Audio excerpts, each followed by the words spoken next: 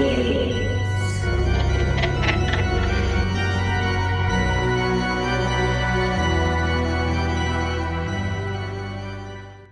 Welcome back to the Gory Gays, the horror podcast where two boyfriends slash up and bleed out your favorite and not so favorite horror movies.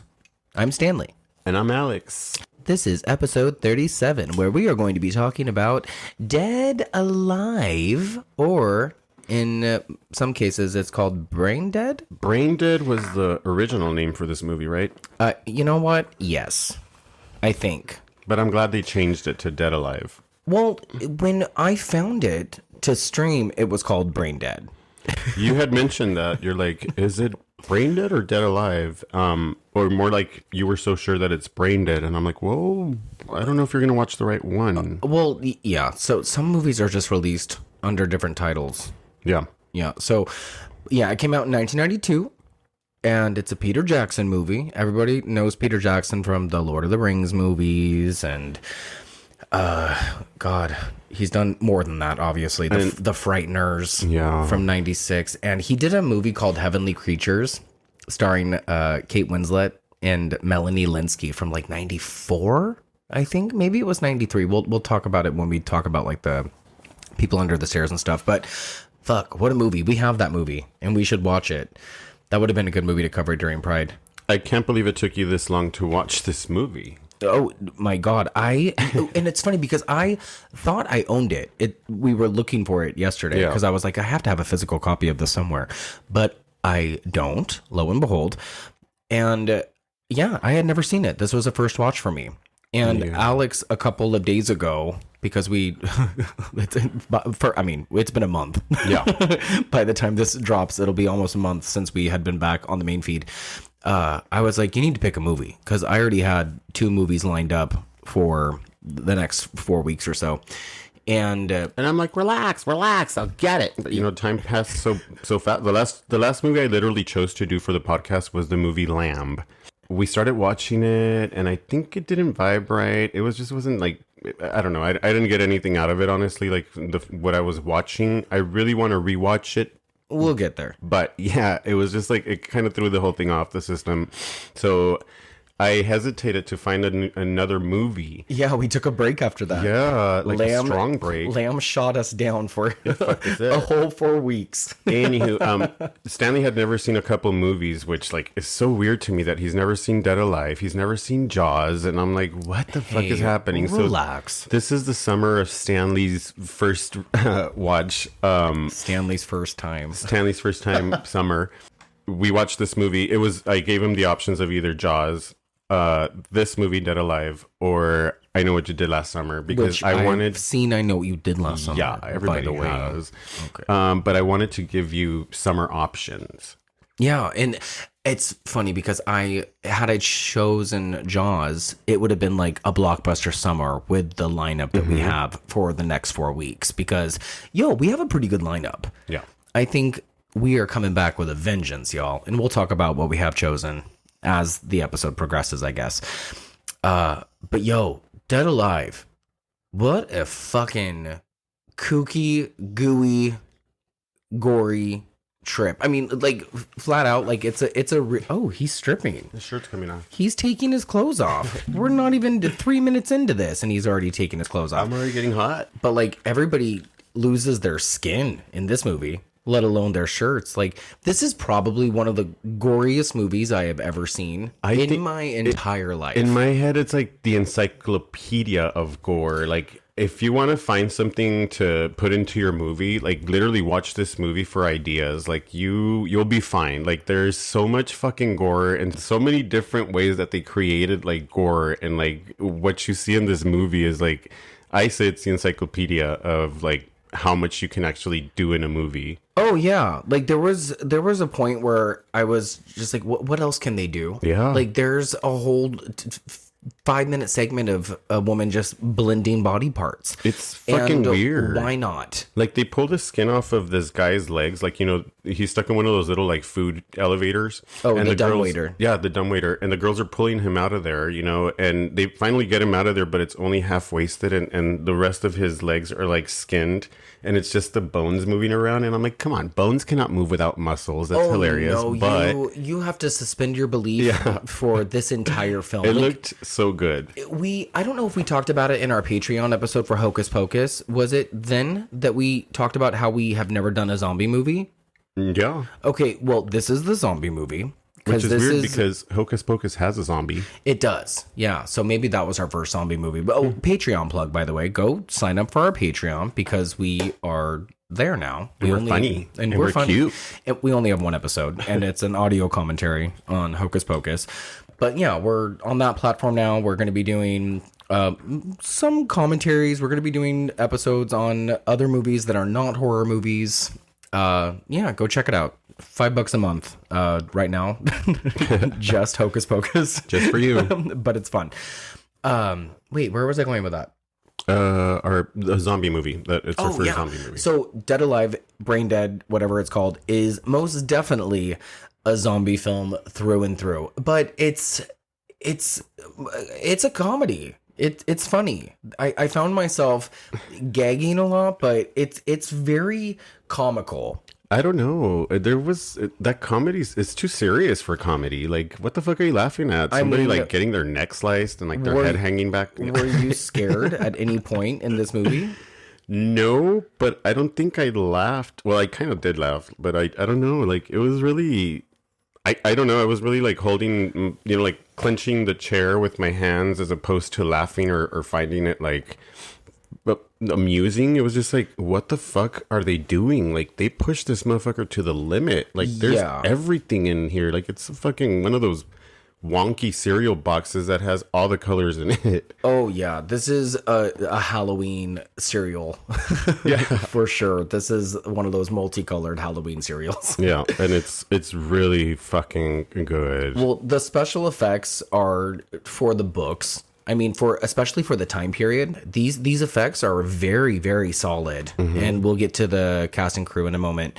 But I will say that it must have made enough of an impact because this movie was banned in quite a few countries and it was considered a video nasty. And when it was first released, it was 85 minutes long. And the version that you want to watch is 104 minutes long. So they cut out so much. Yeah, what were you gonna say? That was about 25 minutes. I mean, like 20 plus minutes. And yeah, a lot can happen in 1 minute. Oh my god! And you have to like keep submitting to get like an R rating. And so this movie was, I mean, it was probably an X rating. And nowadays you can get away with a lot. But for my first watch of watching this, you saw me. Even the scene where the mother Vera touches the wound on her arm and the pus shoots into the pudding of Mr. Matheson. I literally almost fucking threw up in my mouth. And the spoon directly goes into his mouth. Oh my god. And that's the vibe of this movie. It's just very over the top. It's very wacky. Much shit happening. And there's so much fucking wonky ass visceral imagery going on. And I mean, nevertheless, it's really cool. I mean, I'll just say it now. I gave this 3.5 out of 5. Because it's just so fun. Like, there's a lot of fun shit going on. And I don't know Peter Jackson as well as the next person. Like, I've never seen the Lord of the Rings movies. The only thing I'm, like, super familiar with, if I'm familiar with anything, is Heavenly Creatures. But see, this is so detached from everything else he's done. This, to me, was, like, super fucking Italian. Like, it seemed like it was more of an Italian director's work than Peter Jackson. It's got a lot of that. It's just, like, so bright. You know, it's got that super bright foreign type of thing going for it. And just like the locations for, the filming and where they were, it just seemed like very European. I can understand what you mean by that. Yeah, and maybe it's the New Zealand thing. Yeah. I don't know. We'll get into it. Why did you pick this?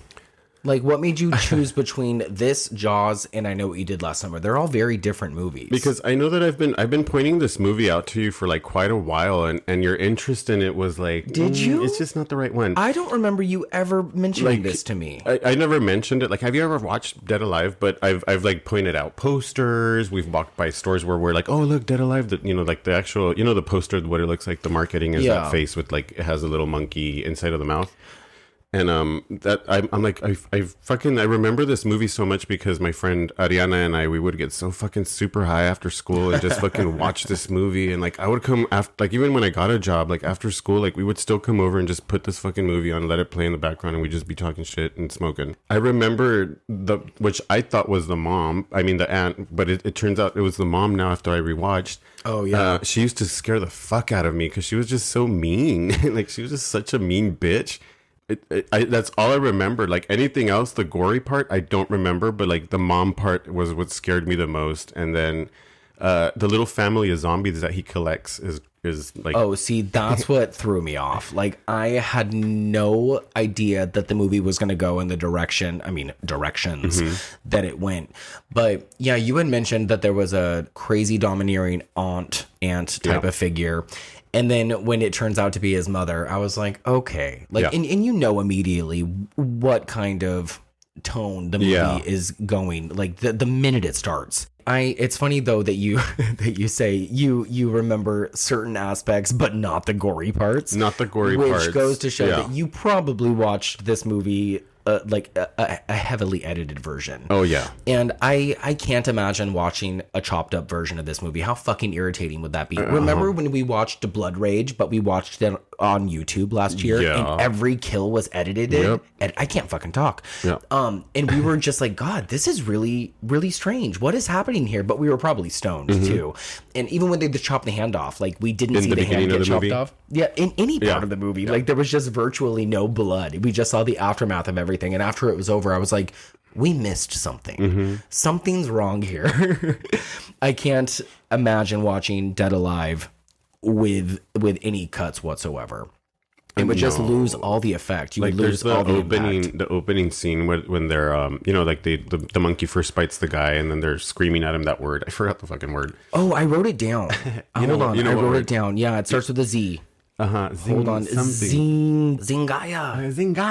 Like, at every wound that he has open in his body, they point at it and they're like, Zingaya, and they chop off the arm, they chop off the head. Real quick, my question: were they forming on his body? Because he bit him once? No, they were just like wounds now. Like, he scraped himself in a rock, and they were just like, oh, Zingaya, like he's just infected now. Okay, I thought that they were appearing on his body. Got bit like once, and then like.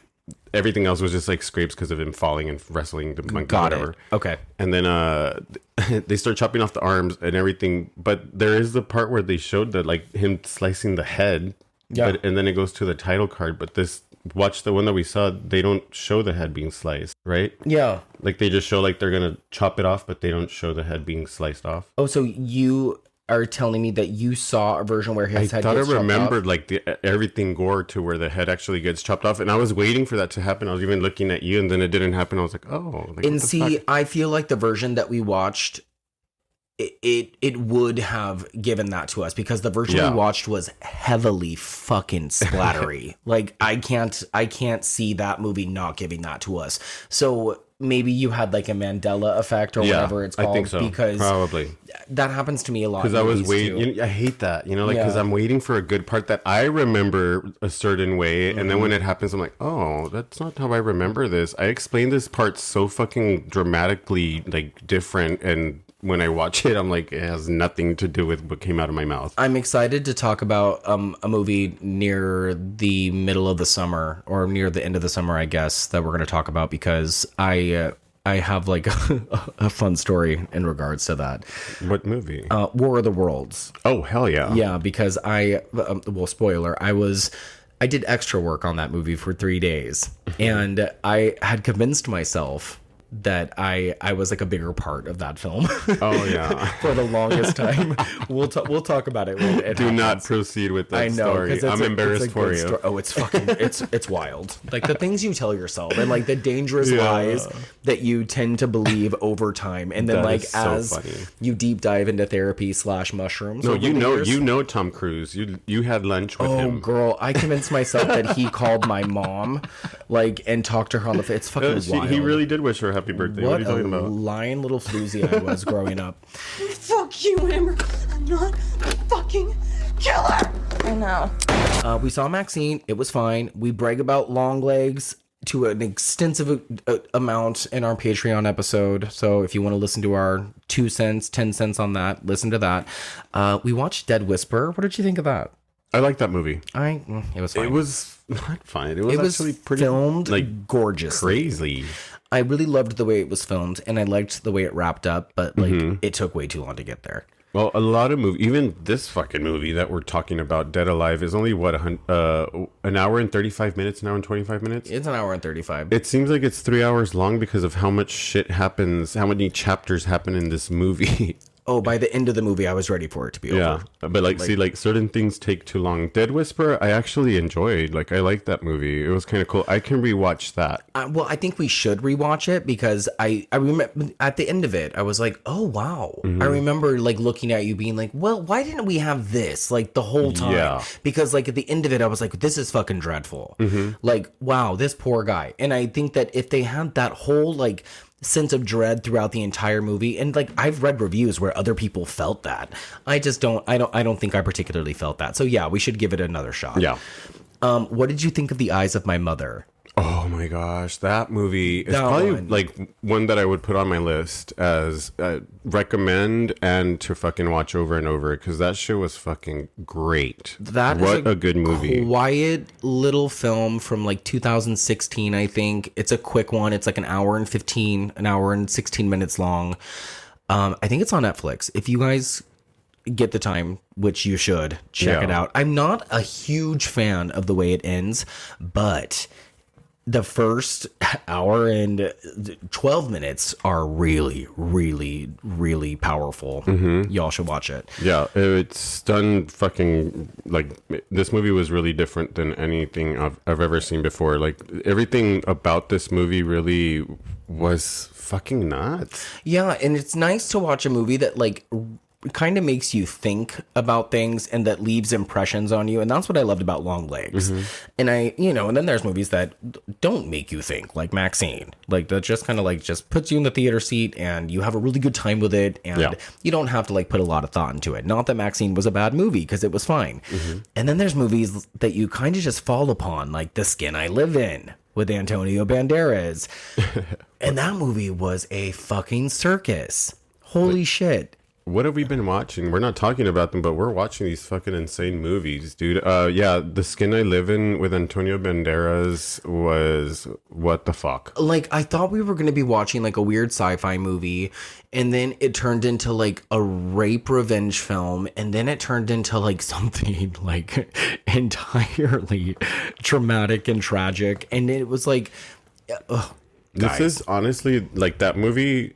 I mean, if you haven't watched this movie, you need to watch this movie because it's so fucking crazy the way it's the story that they made. Sorry, I can't even fucking speak.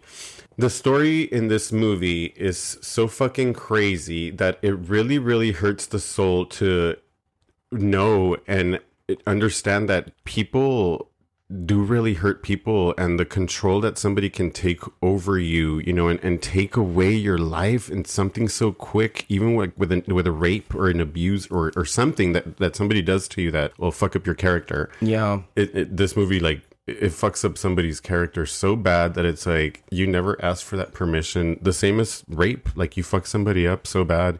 And damn, this revenge movie was nuts. It's essentially like a lot of the movies that we've been watching lately kind of have those thematic elements. like something bad happens, a decision is made on like on one character's end, and maybe someone can help it, maybe someone can't, and then it's like the circumstance or like the consequences that someone has. It's just like everyday horror, you know. Yeah. And The Skin I Live In is not like necessarily a horror movie, but it's horror adjacent.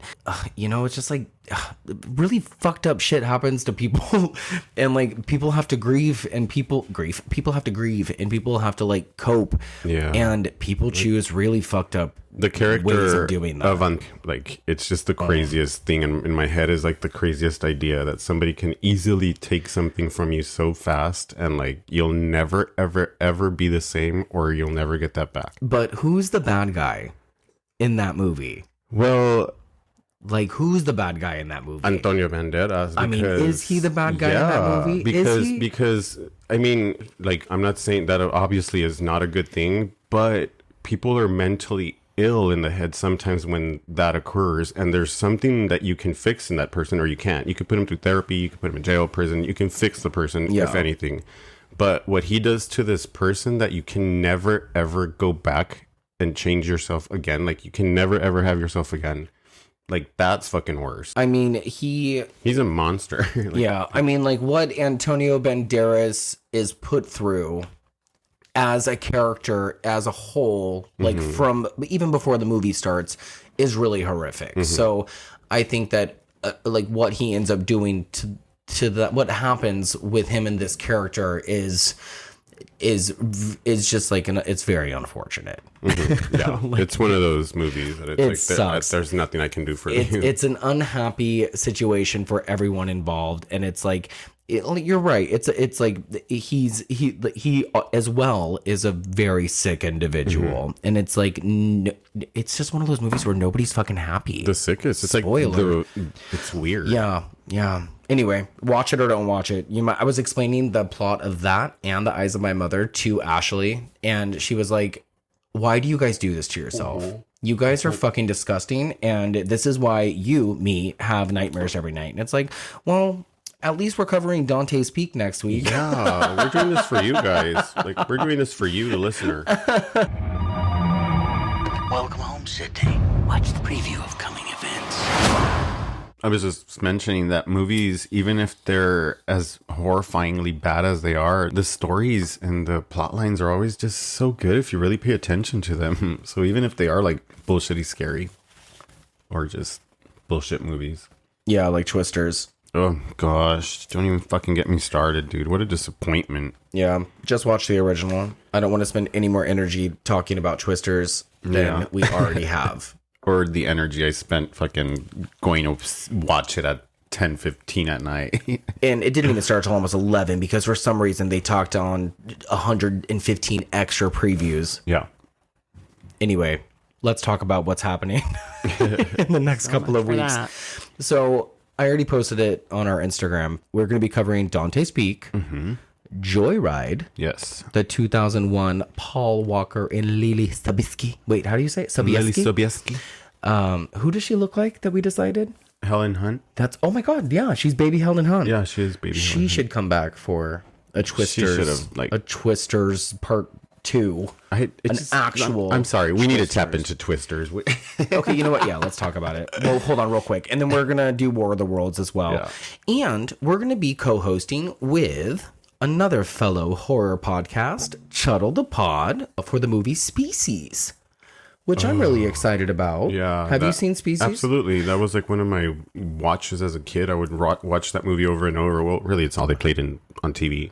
I had seen bits and pieces of it growing up, but I never watched it all the way through until Shuttle the Pod asked us to come on. It was the first Showgirls pool scene. Oh, God. So I'm looking forward to sloshing up and bleeding out that one. I met Natasha Henstridge once. I'll save it for their podcast, but I'm excited to share the story. Okay, so yeah, that's what you have to look forward to, guys. Let's talk about Twisters. Luxor, burst and burn! What is she doing? Just a goose. Have a nice day. Helen Hunt does not make an appearance Bill Paxton is dead, so not obviously even he a fucking can't. building named after them. Like, I wish they would have had a science building named after them, like where these kids like at least attend, school at or some shit. Like, You guys, give me something. The movie is awful. It is. The movie's awful. But I just didn't like it. And here's why. I think the script did no service. Yeah. So I think that if the script was better, it would have been a better film. I think the effects were the best part of the film. But even then, I think that the effects were good, but I think maybe don't watch it on IMAX. I think that the IMAX didn't... It's just too glossy. Didn't do it any favors. Yeah. So... Yeah, and that being said, I don't think that the story was good. The story was not good. The main lead girl was not good. The music fucking sucked. I was so disappointed with the music, over and over again. And every time Glenn Powell came on the screen, they just played the fucking most annoying music. I'm like, can we stop with that? Yeah, I like Glenn Powell, but he's just not someone I want to see as a leading man. I went into this movie, and you and I had already talked about this, but for the sake of the listeners, I guess, for the 2% who might care about I kept telling you, this movie is not going to be the same. There will never be the fucking same. They will never make the same exact movie ever again, because the 90s Twister is just... It's fucking Oklahoma. It really is. It's so fucking good. The people in it, every single character in it, you fall in love with every single one of them. And this new movie was I fucking hated every single person except for the girl from Love Lies Bleeding. What was her name? And even Katie O'Brien. And go listen to our episode on Love Lies Bleeding, by the way. And Kiernan Shipka has a small but very unimportant role.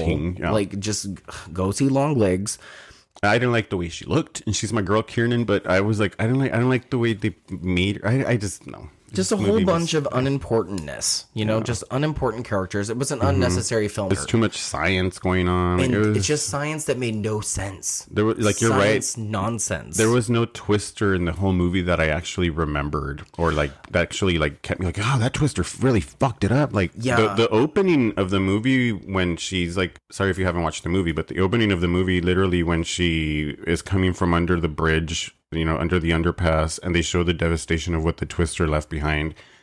That's the fucking best part of the entire movie to me. And the movie's 2 hours long. Yeah. So that was just the beginning. And I'm well, they already kind of gave us everything, because again, like the original, it's they basically did the same fucking movie, but with millennials. Yeah. And it's funny. I was 10 when the original came out. So I saw that in theaters as a child. And I remember looking at those actors and thinking, wow, these guys are like my parents. This is like watching my parents chase tornadoes. And now I'm watching these actors and I'm like, these people are literally my age or younger than me. The most stupidest thing is how can you ground a truck to the earth with fucking, little corkscrew drills, and you cannot fucking ground a house, a building, a store.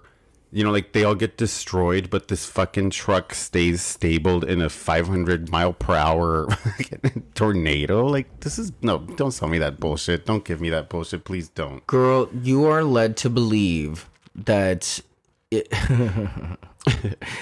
I was just chortling throughout so much of this film last night. I was confused at your reaction. I kept on looking at you and I was like, does he like it or not? Do you like it or not? Honestly, your face was so confusing. Normally I understand that you like a movie or that you don't, but this time I was like, I don't think he's liking this movie at all. No, it was there was probably 4 times where I was wondering if I should just get up and leave. We left after the big tornado. I was like, I think I can imagine exactly how this movie's going to end. Oh yeah, there was probably 3 minutes left of the movie. And I really don't care. And we got up and left. And I rarely do that. Yeah, we're rarely those people. But the room was crowded, so I was like, let's get out before everybody else starts getting up. And I really don't care about the ending. Yeah. So anyway, that's Twisters. That's Twisters. That's it, guys. Let's talk about something that's much more important, which I suppose is Dead Alive. Yes. A movie that is moderately popular. This movie actually is a lot more popular than I thought that it was. Oh, and hold on, let me just say this. Like, don't turn us off just because you actually like Twisters and we disagreed with it. It's just an opinion. The movie, if anything, is getting good reviews as well, and people are liking it. But it I think literally it's because, just came out yesterday. I think it's because... No, remember they had the early previews July 15th. Fuck off, bitch. But I think, honestly, the people that are liking Twisters, and sorry to go back to it, are people that only watch Twister once or have never watched it at all. I think that everybody should just go watch ASMR videos of the fairy, tooth fairy dentist lady. Yeah. Whatever her name is. Cute. I'll find her name. All right, let's move on. Fuck it. The people under the stairs. Okay, so the movie Twisters featuring Glenn Powell. Oh, no, never mind. We're not going to do that. Did no. it. Kidding. Let's not go there no more. Never. Okay. Do it again.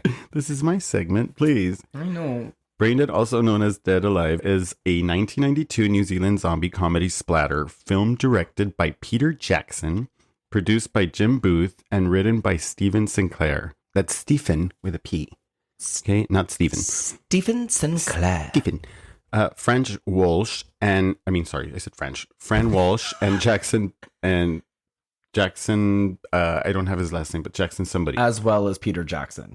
Yes. Oh, thank you. Yes, Peter Jackson. Oh my gosh. As well as Peter Jackson. It starts Timothy Baum, Diana Peñalver, Elizabeth Moody, and Ian Watkin. Cinematography by Murray Milne, which is fucking great cinematography. We love it.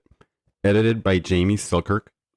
Music by Peter Desant. And now that's music. Okay. Yeah. It's like all wonky. He also did music for Heavenly Creatures. Oh, really? Yeah. Oh, okay. Peter Desant.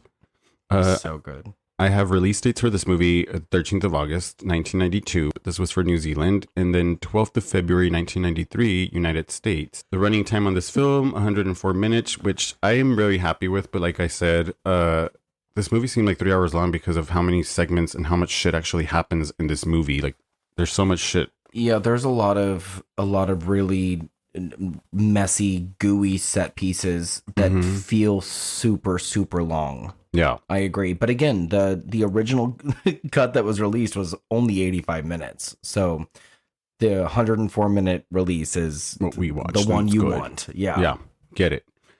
Budget for this movie, $3 million.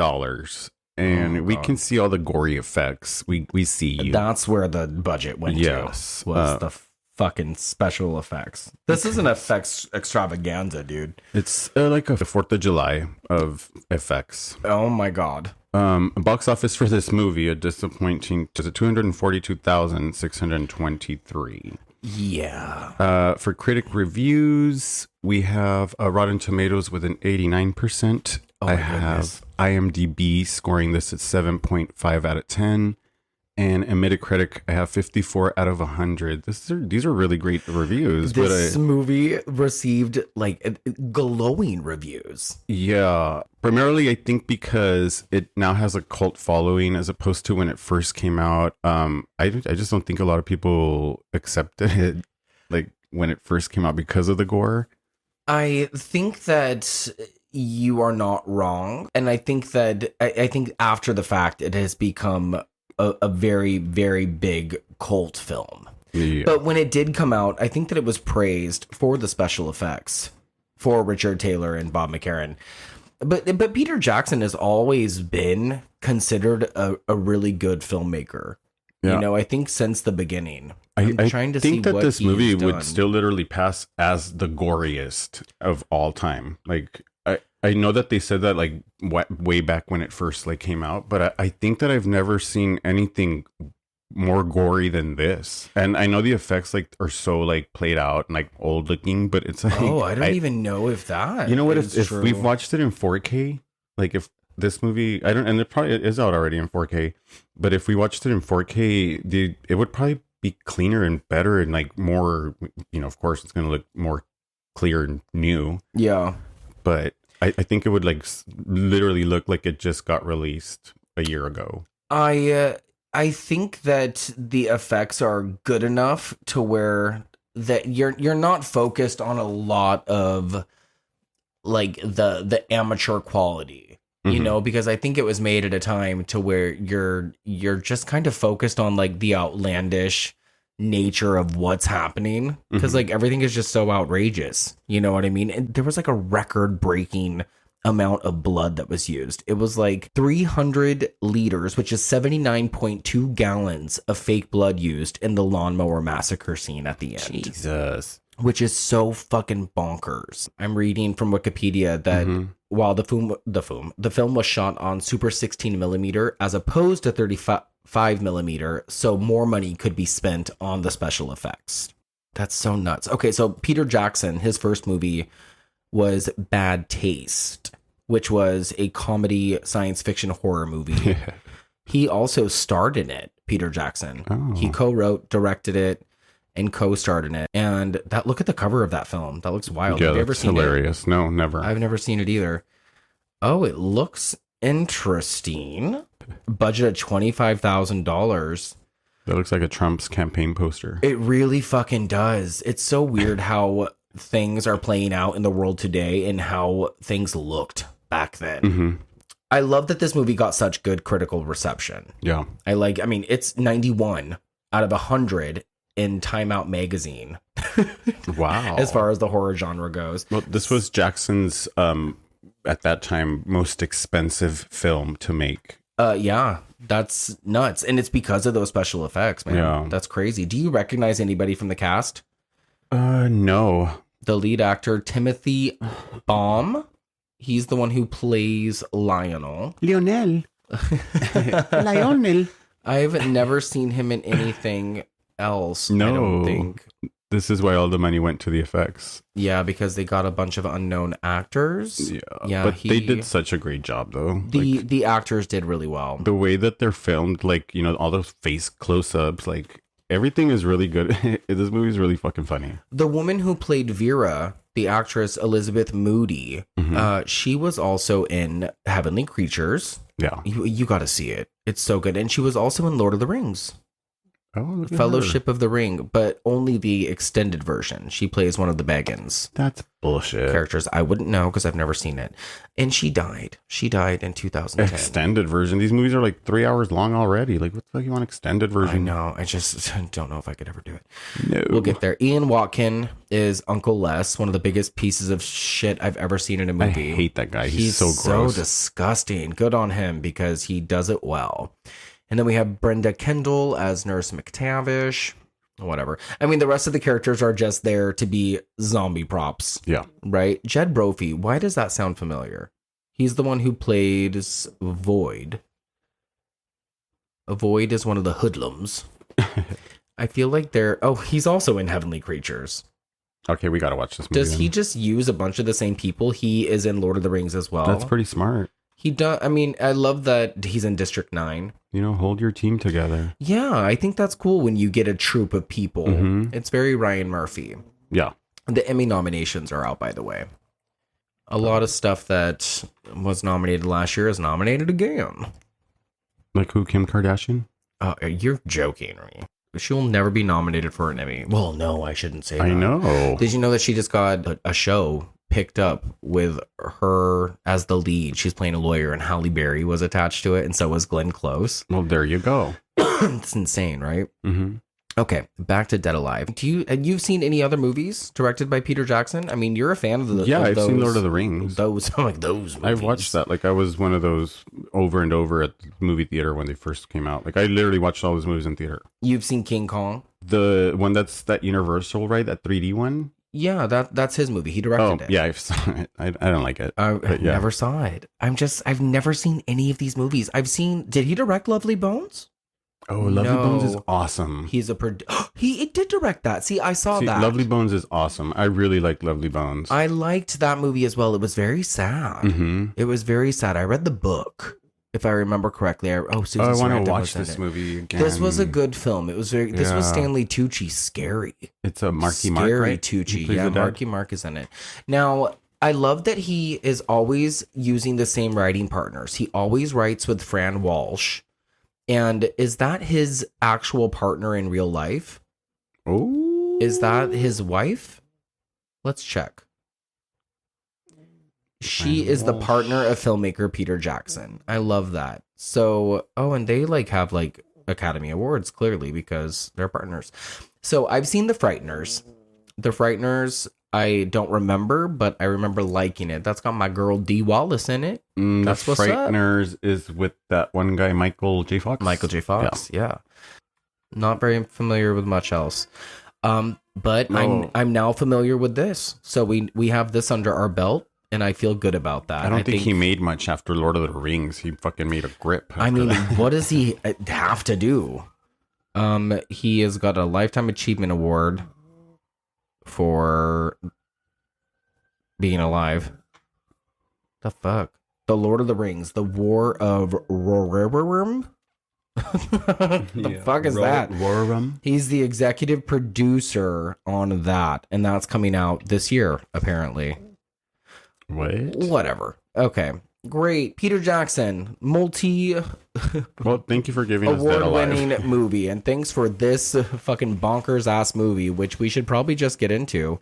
I'm glad that it's loved. I'm glad that it's got a fan base. I'm hoping that we get some feedback from people who are fans of this movie. I'm sure it's got some haters, too, because this...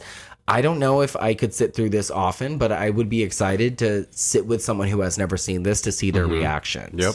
And I should have just picked up the poster when I had it in my hand at Monsterpalooza. Did you have the poster in your hands? Yeah, I literally flashed it to you. I was like, Dead Alive. Maybe I blocked all this out because you're all like, oh, I suggested this in the past, and we've talked. I don't remember those.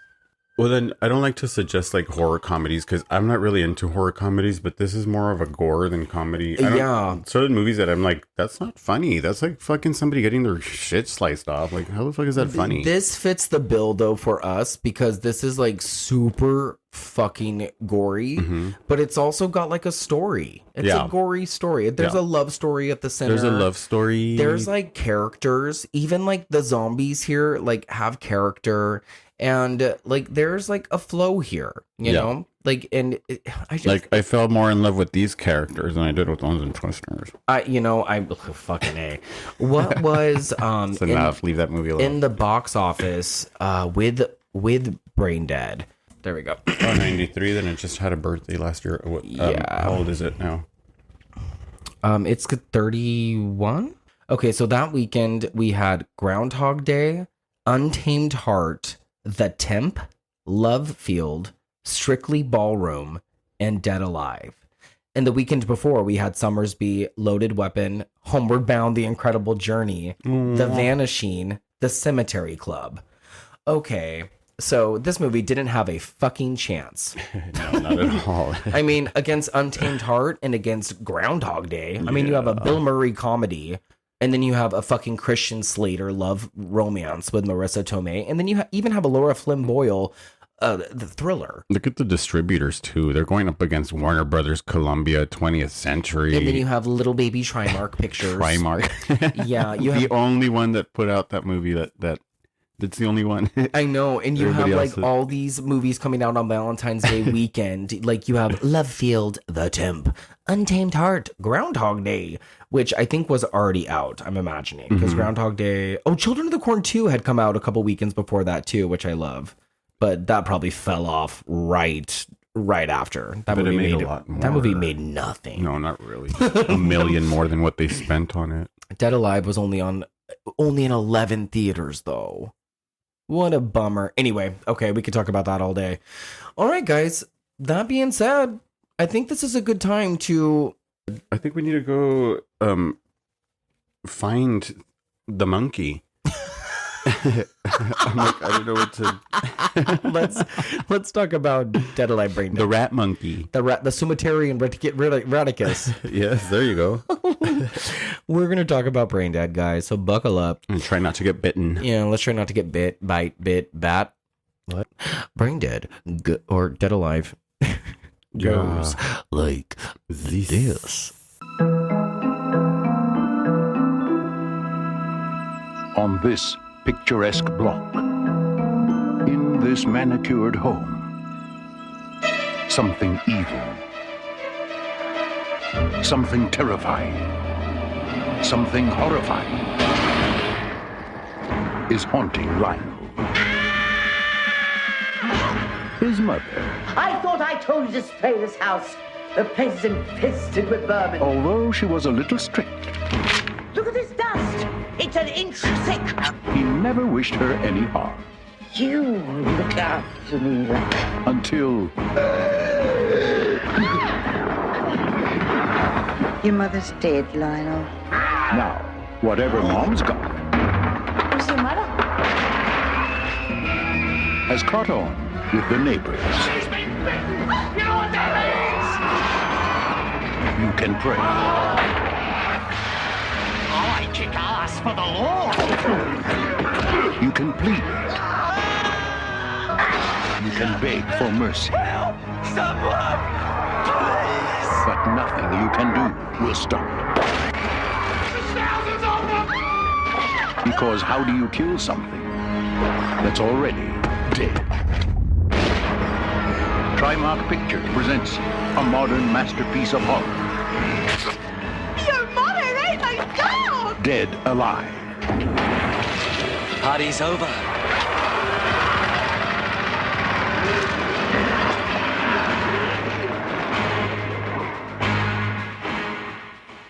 Zingaya. So I just want to be clear that as we were listening to the trailer, Alex is like, this is a movie that we should be playing during Halloween season. We can just like have it on in the background and we can just like nap to it. Yeah, like have little Halloween lights, like, you know, on, like, you know, like I get that part, but like nap to it? Absolutely. What those screams and the horror, your mother ate my dog. Like that wouldn't put you to sleep. I will say that this movie is very, very quotable. The trailer called it a modern piece of horror. Sure. Masterpiece. Yeah. I would say so too. Yeah. So, go ahead. no, sorry, go ahead. I don't even know what I was going to say. I was probably just going to ramble. Some bullshit. What were you going to say? I was going to move on like ahead of myself. Like, yeah, but then I was like, nope, never mind. Wait for the plot. Oh, so you were not going to say anything? Not at all. I just Okay. wanted to interrupt you. We're already off to a great start. Yay. Okay, you guys. So we open on Skull Island, which I think is rather fascinating because isn't King Kong? That's exactly set what I was going to say. on That's what Skull I didn't Island? want to move on. But yeah, Skull Island is where they find King Kong. Now, my question is, because I haven't seen it, is Uh-huh. King Kong set in the 50s? Yes, of course. Is it? Yeah. Are you I just think it's in saying the that to appease me? 30s. Well, the original King Kong, remember? But I think King Kong, the newer one, no, I think it's in modern time. 1944 Yeah. and then in 73. There But you either go. way, that's really fun. Oh, wait, no. This is Skull Island, yeah. That one is, well, it is the sequel, Regardless, though, right? yeah, the first King Kong, it was based in Skull Island as well. Oh, that's wild. So when did the first one come out? The 40s? It came out in the 30s. Oh, damn. Yeah. When he's flying, when he's up in New York at the Empire State Building and he's doing the whole... Confession, I've never seen that either. Stanley. I was supposed to watch... Stanley. I know. I was supposed to watch that in a film class sophomore year of high school, and I didn't go that day. I know. Like, what the fuck? What do you want from me? What do you want from me? I want you to see King Kong, Jaws, Hey, I Dead watched Alive. Jaws. I watched Jaws, bro, and I loved it. You And I can love hear that. I love that the scariest that on part of my the Patreon. movie, the scariest part of Jaws to him was when the old captain guy is telling the story of like that Titanic sinking story. The old captain guy, you illiterate movie person. His name is Quint. I don't fucking know what I'm talking about. I'm the one who's never seen it, and I know the names. You know everything. It's a good But you got that movie. brain. I'm not brain dead. No, wait. I'm Dead brain- alive. I'm You're not dead alive. Okay, so we have a New Zealand zoo official whose name I never caught. Did you? Yes. No. No, Yes. okay. No. I never did. Give me a sec. No, I don't think it matters. No, give me a sec. Oh. So we get His him. name is Stuart McAlden. Are you serious? Yeah. Oh, and a native guide are carting what the guide calls a big mistake off of Skull Island, and we find out it's actually a rat monkey. They are running away from a tribe, and they catch up to them and tell them that they have to free the rat monkey or else they will be cursed. Of course, the zoo official does not listen, and he takes off with the monkey, who ends up biting him. And this is where we get the Zingaya. Zingaya. Okay, but yes, but let's fill this up. Let's fill in the gap. This amazing rat monkey became a rat monkey because, or like they escaped from didn't they escape from somewhere? Well, something about raping so let me see. tree Yeah. monkeys. So what is it? Oh, okay. So Sumatran rat monkey, a hybrid creature that resulted from the rape of tree monkeys by plague carrying rats out of Skull Island during the team's escape from the island. There it is. What the fuck? So there we are. So we that monkey bites the zoologist, and then these guys chop this guy to fucking pieces because he's infected. Zingaya. Yeah. And then we get our title card. Mm-hmm. It's fucking nuts. The monkey is transported anyway to New Zealand, and the natives get their money. We're off. I love the airplane flying through the sky shot. Yeah. I think for some reason that it looks so cool. And I don't know why, but the shots of that and then the shots of the town, they all remind me of Edward Scissorhands. Uh-huh. They all remind me of like micro miniature budget. Yeah, correct. Yeah. I don't know. I was going to say, like, because I was watching you during the intro of this movie. I was literally had my eyes on you because I was like, if it doesn't get him right now, this movie is literally going to be a flop to him. Because the comedy at the intro of the movie is kind of like hard already, right? It's like, damn, like if I'm not laughing now, then this isn't the comedy for me. Yeah. I mean, like there's comedy in horror that it's like Leprechaun, and then there's comedy in horror that's like that can get away, like Dale and Tucker versus Evil. There's like stuff that's like or Zombieverse, Sharknado. Like this is fine because there's I don't want to sound like a snob, but there's like an art to it. Yeah. Right? There's like an art to it, and there's something here. It's like the music that goes with the humor, and then like the close up of the faces and the reactions, and the facial expressions. Like it does something out. Like it's just some type of different comedy. There's a point to this, yes. I think, as opposed to like there's a point here. Yeah. Yeah, I like think. When they're chopping that guy up at the intro, and they're like Zingaya, Zingaya. Like you find the humor in it because now they're just pointing at every single little wound that he has and just chopping this guy to death. And it's like, no, it's just like a scrape from rocks. No, like it's just a fucking open wound from like him, And like I had said, what kind of movie you're in for, like really quickly. Mm-hmm. And I think that that's part of the charm in this movie. And it's like, buckle up, man. I mean, you start from the top and stay at the top. Yeah. So we arrive in Newtown, New Zealand. And I think this is Norman Rockwell and Tim Burton had a baby. It's like, I think it's so ideal-esque. It's so nice. And then we meet Paquita, who is played by, what's her name? Diana Penalver. Yeah. Penalver. And she works at a local little mini mart type of place called Schwett's.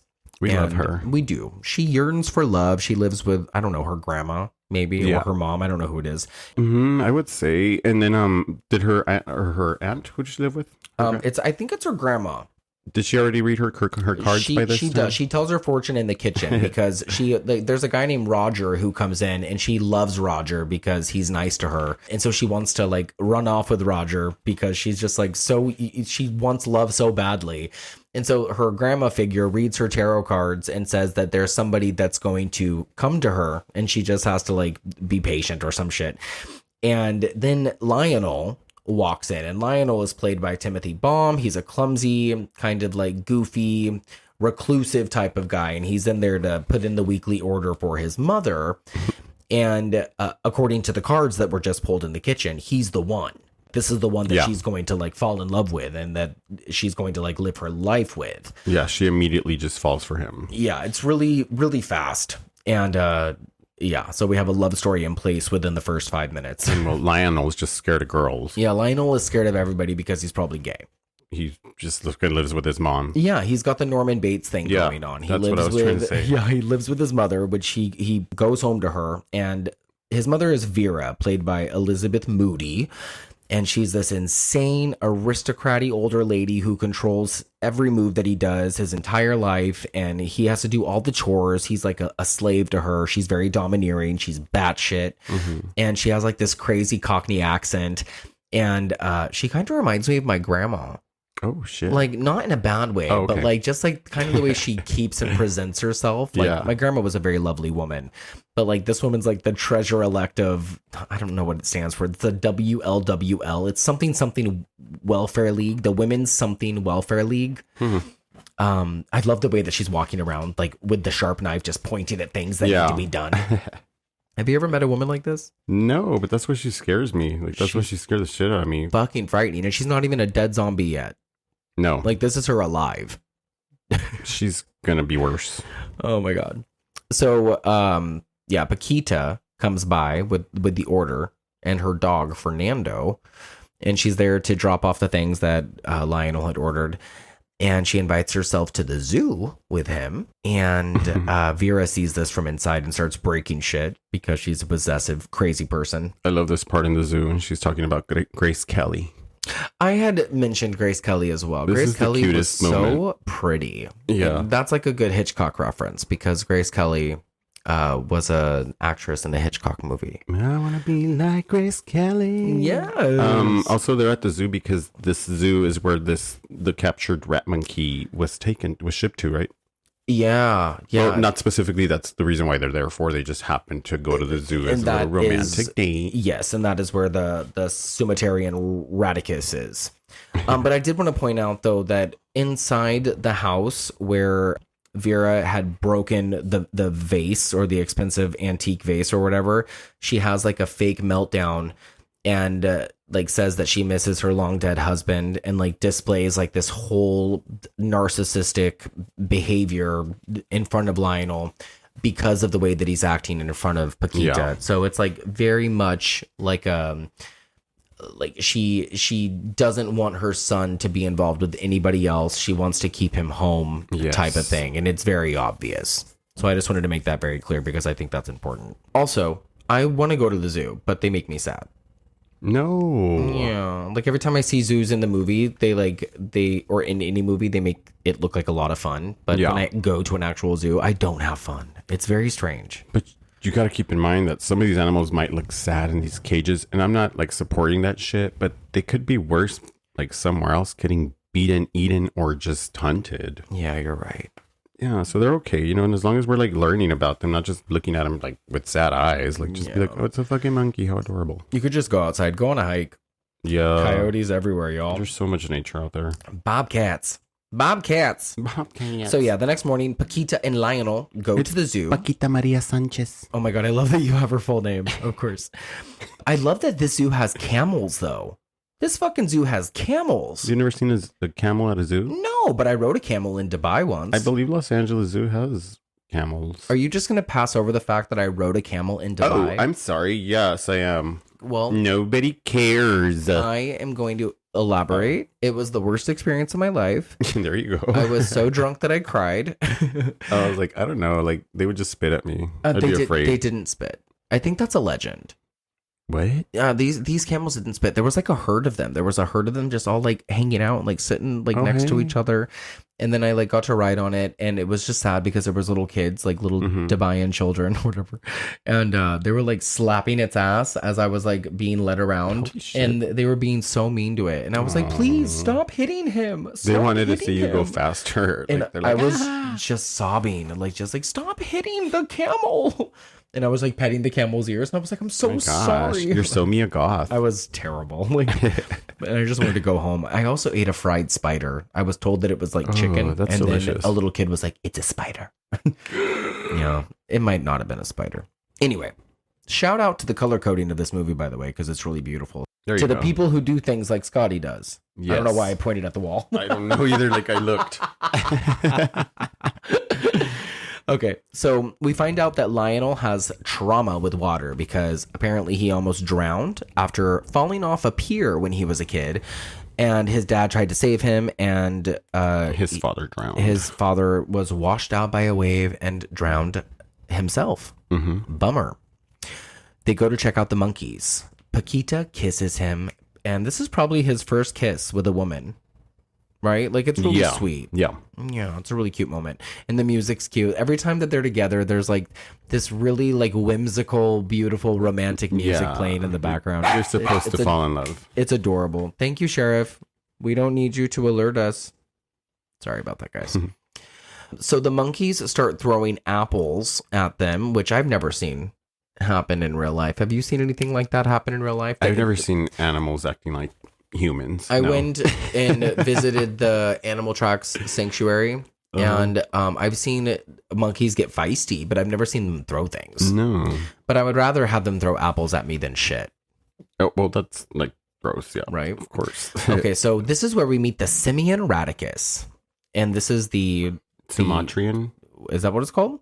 Wasn't it like Sumatran? I think it's called the simian radicus. Sumatran rat monkey.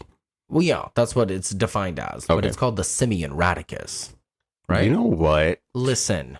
Okay. Speaking of twisters scientists, Seriously. you can call me How does the radicus Daisy work? Edgar Jones. Well, I don't know, but I know that they probably stole this puppet from the set of The Witches because it looks exactly gosh. like Angelica Houston's like little I was thinking, puppet. like, where have I seen this rat before? It Like, looks so much like it, huh? but also I think there's a character like that in what is it? The Muppets. Oh, perhaps. There's but a rat that's like also that. a Jim Henson production too. Jim Henson did the mice creatures in The Witches. Oh, that's funny. Everything's That's- tied together, there you baby. Go. But Skull this, Island. Oh, I love it. This simian radicus creature tears one of the monkeys apart in front of Paquita and Lionel, and all the other monkeys start going crazy. Why the hell do they have this monkey here? Well, because we need to learn about it. No. We don't need to learn about anything. What? And I love that the zookeeper just bangs on the door, and he's like, "Hey, you little shit! Yeah, let go of that monkey arm. You be quiet." He literally rips off an arm of a monkey and it's starts just like, chewing on it. Oh, I know. And then the zookeeper just takes the arm, and it's like dripping all over Paquita's shoe. Oh, yeah, no, he picks up the monkey's dead body, and that's what's dripping. Oh, is that like, what it is? Yeah. Oh, God. And Jesus. she, like, looks down at her shoes, and she's like, I have to go sit down for a while. Oh, yeah. She's so, like, gentle. She's like, I love her. she's so aggressive with Lionel, but she's so gentle, just like in her disposition. Like, Yeah. oh, what was me? And I love how the zookeeper's like, oh, y'all have to hear this. They I don't know why I'm giving him a southern accent when he's in New Zealand. I can't do an Australian accent to save my life. So I love how he tells them that they got this monkey and it's a product of rape from all of the tree monkeys that were raping all of the rat monkeys. Yeah, it's a or disgusting whatever. story. And that they were using these in black magic rituals. Like the people that were using them sucked the blood of virgins. And like just telling them, plain as day, like this story. Like these customers at the zoo. Like what the fuck? And I love their facial expressions. They start changing as he like his like as the story progresses. Like their facial expressions start changing. Like, It's what the fuck is he talking about? Nutter butter, dude. Like, okay. We find out that Vera is watching from the bushes because why wouldn't Mama be watching from the bushes? No, she followed them to the zoo. I love it. And so she slips and falls against the rat monkey cage and is viciously bit by the rat creature. But what does she do? She lets out a scream and steps on it with her shoe. Oh my gosh, it's so nasty. So yeah, like the monkey's down, you know, he falls down after he bites her and like she stomps his head off with her shoe. And everybody's watching and the way that everything starts oozing out of his, you know, his brain, his eyes, his mouth. It's disgusting. It's the grossest. But she is so happy. She's like so proud of herself. Yeah. She's like, I've been savaged. And she's got like this weird lisp. Yeah. I've been savaged. And the guy's like, what have you done? And she's like, do you see this? Yeah. And there's like, there's hardly any fucking stain of blood on her arm. Oh, but I mean, yeah, let's that's all it took. For the rest of this movie, Vera takes a turn. If she wasn't bad already. I've been savaged. I hate her. Yeah. I hate her, but I love her. She is just such a solid performer, dude. Like this movie was blessed to get a woman, to get an actor of such caliber, because this woman understood the fucking assignment, man. She just goes full throttle. Like I don't know when they stop using her, because at one point I'm sure it's a man in a mask. You know, because the actor's doing stunts and like flipping over bridges and all this shit. Man, she's just something else. From this point forward, it's a nut show. It's the Vera show. It really is. So we are introduced to Nurse McTavish after this, and she aids Vera with her bandages. And there's a shot of Vera in the dark as Lionel leaves her in the bed, and it's just chilling. Yeah, like you just know that like something It's just not going to be good. Something's changing. Something is afoot. Paquita shows up at the house to give Lionel his jacket back because she was wearing it while they were at the zoo. And she crawls up the tresses. He's awkward. He doesn't know how to balance his crazy mother and a girlfriend because he's gay. Yeah, what the fuck? Take your jacket and go. Why is she climbing up the trellis? That's what I mean. Like, the roles are so reversed here. It's really an interesting dynamic. But look, she wants to give it a shot. It's endearing. She's so in love with him. Like, Lionel clearly can't do it, but this girl really wants to make those cards happen. Her Spanish grandmama. She's so funny, dude, because she's like, Lionel, look, I have your jacket. And it's like, she's so loud, and he's like, shut the fuck. I know. We're romantically entangled. Yeah. If this was made today, it would be Sofia Vergara. Yeah. You know? Or who's the other? And Jim Parsons. Oh man. Oh, Salma Hayek. Or Penelope Cruz. They'd have a lot of fun with it. Yeah. All those actresses could have a lot of fun with this. So he changes his mind, Lionel, and then they fuck. I think they fuck, right? I mean, they make out a lot in the bed, and it's like kind of cut together to where it looks like fucked. they probably like have some intercourse. She fucked him. All the while, Vera begins to bleed out and kind of transform in a way, I suppose, at least mentally, in her bed. And elsewhere, Tarot Grandmama is pulling more bad cards in her kitchen, as well as withdrawing some amulet with a red gem in the middle that probably means more than we realize yet. Yeah. So can we talk about the pus that explodes from Vera's arm against the picture of a dear old dead dad? That's disgusting. Like, Jesus Christ. Like, she starts popping already. Y'all, this movie is pussy. Yeah. It is pussy. But it's the grossest pus. This honestly made my fucking stomach sick. Like, honest to God, it made my stomach, like, sick. And, are you a fan of, like, Dr. Pimple Popper videos? Not necessarily. I can watch it till the sun goes down. No. This stuff, I was kind of, I couldn't do it. There was a couple times where I was like, oh man. No. It's the color of it all to me. This is fucking disgusting. And it's like, I know that this is not like even remotely real looking. Like, but I smelled like it. The fake, it's like the faker it looks, like the more it's like honestly talking about it right now, been left in your car. It's grossing me. Yeah. Oh yes, I heard that one, Mr. Tupperware in his car. No, this is even grossing me out right now. Like, talking about this is like making me sick. So Lionel wakes Vera in the morning and he has to tend to this unholy wound, and it's just outrageous. It's cavernous and it's pulsating. And a shout out to the effects team once more. Lionel wants to call Nurse McTavish. Vera refuses and says, "You're going to take care of me." I don't know why she's Italian now. And then the Mathesons arrive. And if you don't remember, well, I haven't told you guys, the Mathesons are guests from the WLWL, the Women's League Welfare League. Yes, and Mother Vera's waiting for them. Yeah, and so Vera freaks out and she's rushing around to get dressed and get herself together. And as she's putting her makeup on, her fucking face starts to fall off. Yeah. Like, it literally starts to fall off. And Lionel starts to glue it back on for her. Like, the moment that her face peels off, she goes, "Oh." Yeah. And the choice of glue that they choose, it's like that cement glue that comes with that brush. Gorilla glue. Yeah, and you have to like apply it with that little like Q-tip looking brush. In the noise. It's like those ASMR videos. Yeah, it's like, there you go. Shh. Oh my God, good idea. Hold on. Shh. Hold on. I'm going to. You have to create it with something like that. Oh my God, give me that. Let me see that real quick. No. Okay, never mind. Yeah. But you know what I mean. We've been watching ASMR videos a lot. Watch, it doesn't even pick it up because we do the mastering thing through Buzzsprout. I'm going to show you how to sand a table today. We're totally going to make an ASMR video. Yes, we are. Okay, so anyway, it's disgusting, but it's also funny and it works. It just works in like such a fun way. They end up going to lunch.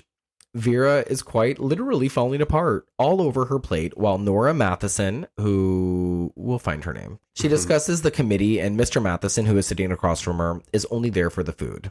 She's only there for the food. He's so gross, huh? He's a fucking pig. Yeah. Like, none of these characters are really that likable. No, not really. And again, going back to Elizabeth Moody, the actress who plays Vera, she's giving like 150% right here. Mm-hmm. Her forced rasp, her smeared lipstick, like her eyes are like Her bulging. breathing. And yes, she's talking like this. She's trying really hard to like keep herself up because she's basically dying. Yeah, like she's rotting. She's rotting from the inside, and like she's like, it looks like she's going to implode. Yeah. It looks like that woman that they wheel in that wagon in 28 Days Later, or what is that movie? Don't remember. Dawn of the Dead. Dawn Before Dead. Dawn of the Dead. That. You know when they wheel that big lady in? Dead by Dawn. Dead by. Yeah, I know what you're talking about. Exactly what she looks like. Yeah. Dead by Dawn. And then we get the gag with the fucking pus and the custard. Or pudding. Gross. Pudding. Pardon, the pudding. Yeah. They have lunch. They bring pudding as dessert because big guy won't leave until he has his pudding. As they're eating the pudding, like this pus is exploding from Vera into the next bowl, and this guy's putting the spoon in his mouth at the same time that the pus is landing on his spoon. Yeah. And then her ear falls into her plate. She grabs her spoon, puts it in the pudding, eats her ear, and the woman, what's her name? The wife of the Mrs. Matheson. Mrs. Nora. Matheson, she's just watching all of this play out. Oh, and she finally gets up and leaves. And She's like, I think we should go. Yeah, Mr. Matheson is like, oh, she can't handle her food. She doesn't even like to make pudding for us anymore. He's just such a fucking pig. Yeah, no idea, clueless of what's happening around him. Nora Matheson is played by Glynis Levistam, and Albert Matheson is played by Louis Rowe. There you go, give him some Just credit. so we are clear. Yeah, they're fine. Whatever. Everyone's fine in this movie. So what happens next? Oh, and also, she spits out a tooth. The mother. She spits out a fucking tooth. Yeah. Every time you think that it's like, oh God, that's enough, like something else, you get a little bit of like a fucking bonus. Thanks. So Paquita storms into the house crying that dark forces are working against Lionel, which she's not wrong. Upstairs, Fernando, Paquita's dog, can be heard barking and then not barking. Trigger warning for dog lovers. Yes. Even if it's in a comical way. They go upstairs and find that Vera has consumed Fernando. Yeah, which is Paquita's dog. Yeah. Your mother ate my dog. Another good quote. Your mother ate my dog. Do it again. Lionel, your mother ate my dog. Oh my God. So Paquita goes to fetch Nurse McTavish. I don't think we said who plays Nurse McTavish. She gets mad at him and she leaves, right? She storms off. No, she doesn't leave. Where does she go? She goes to get Nurse McTavish. Yeah, you're right. Who is played by Brenda Kendall, because she's still gonna help him, right? Like she loves him. Like you can see the disappointment in her face, though. Yeah, she's upset about her dog, and like this part, like he pulls the entire tail out of Vera's mouth, and Vera is like, her face is starting to like get like super like stretchy, like bloated. Yeah, it's kind of bad. So Vera dies in Lionel's arm when Paquita leaves to go get Nurse McTavish. And oh wait, no. Paquita goes and gets Nurse McTavish. She's there.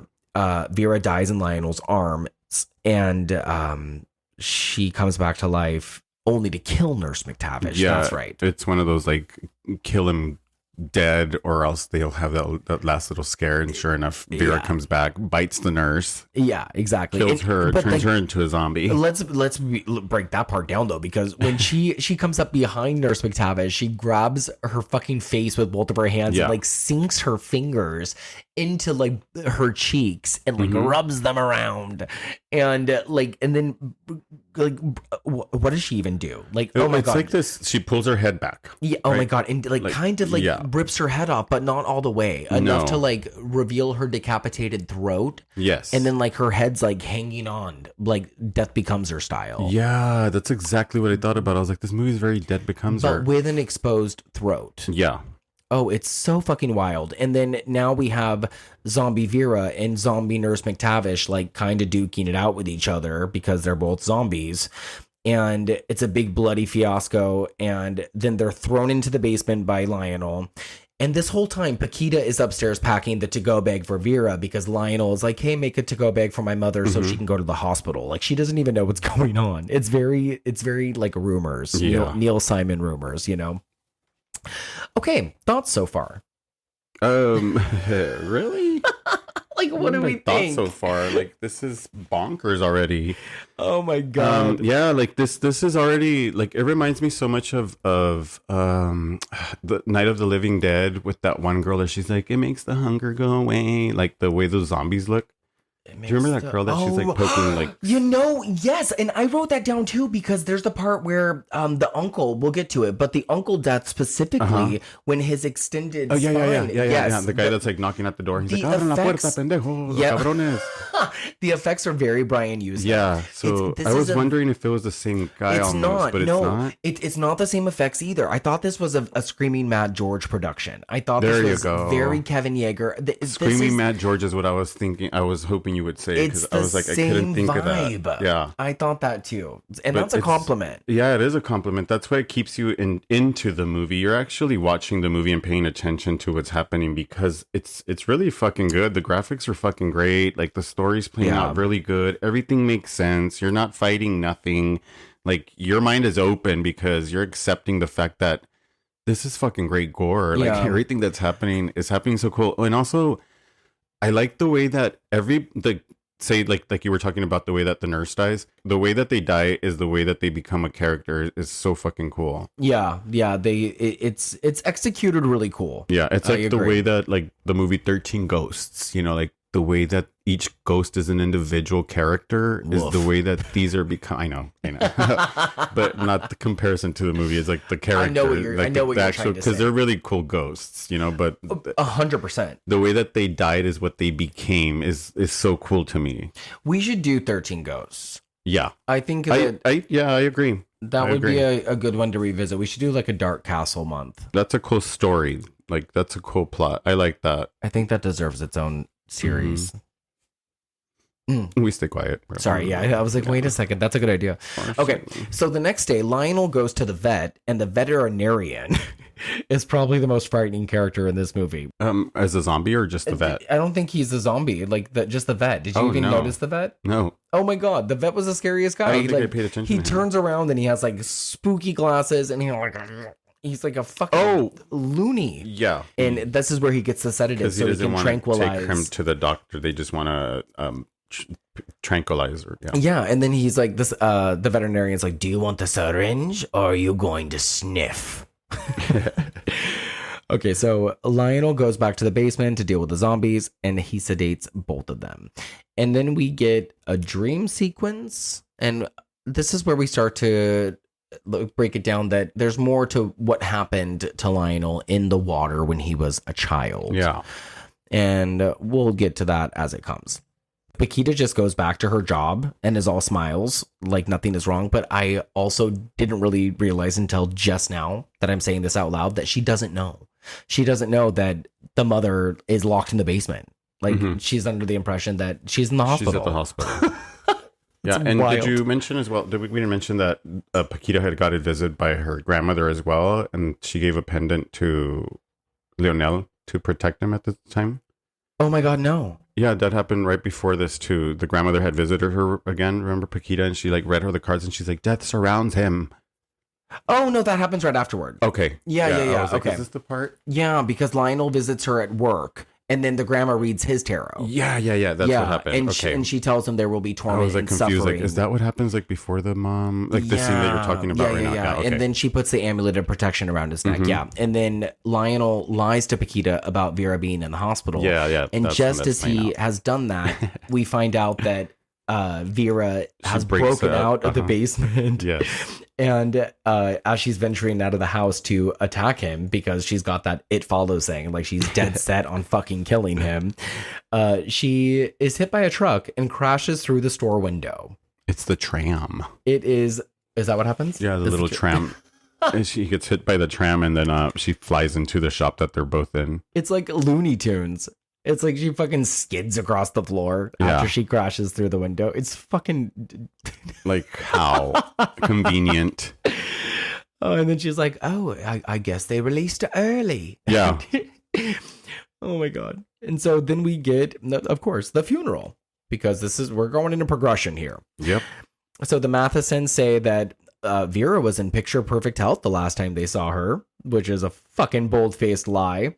And everyone's kind of making it sound like that Lionel is the one that's acting strange. Like Lionel.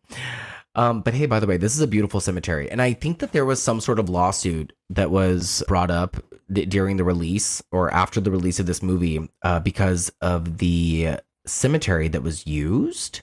It was alleged, according to the Wikipedia, that there was a picture of a family tombstone that was used without permission or something like that. I think that it might have been dropped, though. That's not good. Yeah. It was like a tort invasion of privacy or something like that. Anyway, it's a beautiful cemetery. That was my note.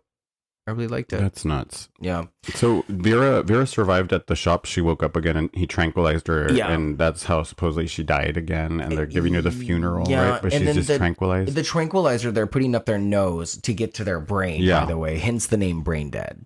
That's what I've accumulated that myself. I don't know if that's accurate, but I feel like that's a good assumption, right? I think so. Okay. So, and yes, to answer your question, I feel like that's also an appropriate assumption. Mm-hmm. So then we meet Lionel's uncle, Les, who is a scumbag. We hate him. He looks like Bob's Big Boy Burger. You think so? He looks like that. Yeah, you're right. That big boy statue, right? Like on the ranch that we get sometimes. Not the Marie's ranch, but the other ranch. That checkered pants. And he's like got the belly, and he's like just a douche hole. And he like looks at Paquita, and he's like, Latin, eh? And I bet you're spicy or something. Fucking I don't know disgusting. What he says. Gross. He's played by Ian Watkins, rest in peace. Oh, Ian Watkin. Beg your pardon. And he's actually an intricate part of this plot. Yeah. Like I think that without him, this movie would probably lack a lot of story that it already doesn't have. Because again, like the latter half of this movie is all just blood and guts, bro. The nutty part is like you thought you hated the mom. Oh yeah. Like you thought you hated the mom. Wait till you meet the fucking uncle and he's alive. Like the mom's dead. You fucking hate this live person. And the apple don't the apple don't fall far from the tree. Like this guy's just as big of a piece of garbage. Mm-hmm. And mind you, while the funeral's playing out, he just keeps on injecting her to like keep, protecting the mourners as well, like from her attacking them. And like he just keeps fucking putting that shit up the mom's nose. Oh yeah. Like, and he's trying to, as he's doing that, she's on the autopsy table and the undertakers are trying to like keep her from exploding. And she explodes. Yeah. There's like that scene where she just like all this green goo just fucking explodes from her. And then the Undertaker has to pop her eyes back in. Yeah. Like the popping noise. They're getting ready for the funeral. Oh, it's nuts.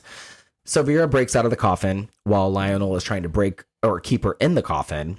And she's put down again in front of everyone, but it doesn't look like that. It looks like Lionel has like taken her out of the coffin and is like holding on to his dead mom. And like he's like a necrophiliac. Like he can't let go of her. It's so bad. It's so bad. And it's like, it's also kind of depressing. And it really looks like that, but it's like the ignorance of the people. It's like, what are they supposed to know? But it's like, do you not see what is playing out in front of you? Like, do you not see her fucking dead alive? I know, but we now have to make him look like he's nuts, because we have to push this story in as many wacky directions as we possibly can. He plays it well because the camera's just squirreling him the entire time. Like he's really just fucking nutty. And he's getting bags under his eyes as the minutes go on. He's sweating. His hair's a mess. And he's so good. Like he's so good. And I feel like the more serious you take it, like the more believable it is. And it's so true in a role like this because like it just wouldn't be funny otherwise. And that's where the humor is, I think. Yeah. It's like, what a nightmare. Exactly. And also, the music here sounds exactly like Pet Sematary. There you go. In this movie, the movie has a lot of Pet Sematary going on, of course. I also wanted to point out the 2019 remake of Pet Sematary has a lot of this, especially when he's trying to like incorporate his everyday life with the zombies that he's trying to like maintain. That's what happened in the remake of Pet Sematary. You're right. The dad trying to live with the girl, like the daughter. They totally stole that from this movie. Yeah. That's fucking nuts. Like trying to accommodate life with the dead. And what I also think is something worth pointing out, I feel like more people have seen Return of the Living Dead 3. I feel like more people have seen Society. I feel like more people have seen those movies directed by Brian Usna and Kevin Yeager as opposed to this. More people need to see this movie. Yeah, I agree. Okay. Vera's headstone, just so y'all know, is 1897 to 1957. 19 what? 1897 to 1957. Do the math. No. Do it. I don't want to. I think she was like 60. Maybe. Something. Somebody knows. 60 something. Lionel goes to unbury Vera and is attacked by a gang of hood rats. Okay, but unburies her because he has to keep injecting her with that fucking tranquilizer. And as he's doing that, yes, he gets attacked by the the hoodlums. Yes. The hoodlums come and attack him. He does get attacked by the hoodlums. More specifically, Jed Brophy, who plays Void. That's the leader. And while they're restraining Lionel, Void pees on Vera's grave. And I expected this to happen as it was happening. Her hand comes up, grabs his pee-pee, and she sucks him down to the grave. Not like sucks his pee-pee down to the grave, but like pulls him down to the grave and like rips his chest open. You know what I mean? It's pretty gross. Like only a mother should. Like only a mother should. And then this part is like Night of the Living Dead at the cemetery. And wait, does she come out yet? I can't remember. Yeah, she comes out. Okay, yeah, she comes out. And then Void ends up infecting all of his friends. And I don't know why the priest that was at the funeral, that did the whole funeral for Vera, I don't know why he lives on the property, but like he lives on the property. He comes out and he is also like a master martial arts artist.